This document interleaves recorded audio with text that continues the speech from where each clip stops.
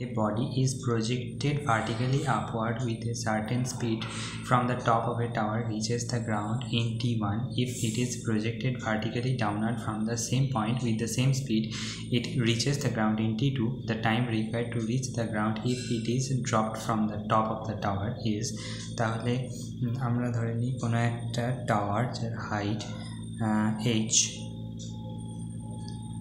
Height of the tower হচ্ছে h, দেন কোনো একটা বডি তাকে যদি ভার্টিক্যালি আপওয়ার্ড ডাইরেকশনে প্রজেক্ট করা হয় তাহলে টোটাল টাইম অফ ফ্লাইট যেটা দেওয়া আছে t1 ইকুয়ালস টু হবে u by g plus √u square by g square plus 2h by g. আর ভার্টিক্যালি ডাউনওয়ার্ড প্রজেকশনের ক্ষেত্রে হয় u by g minus u by g plus √u square by g square plus 2h by g.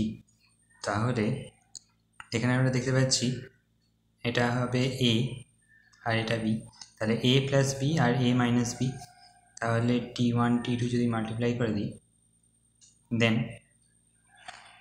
u square by g square plus 2h by জি।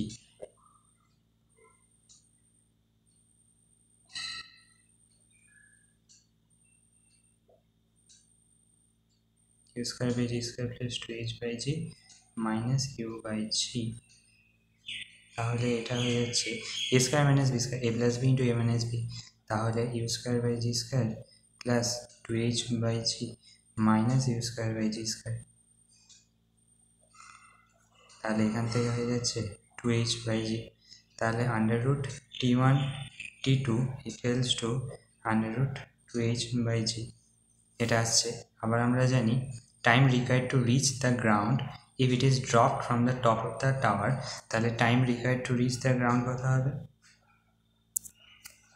যদি বডিটাকে বা পার্টিকেলটাকে এরকম point থেকে নিচের দিকে ড্রপ করা হয় with initial velocity u equals to 0, তাহলে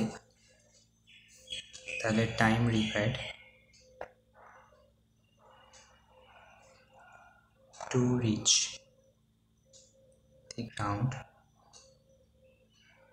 equals to √2h by g হবে, যেখানে h হচ্ছে হাইট অফ দ্য বিল্ডিং। তাহলে এইটা আর এইটা ইকুয়াল হয়ে যাচ্ছে, তাহলে কারেক্ট অ্যান্সার হবে √t1 t2, এটা হবে কারেক্ট অ্যান্সার। Thank you.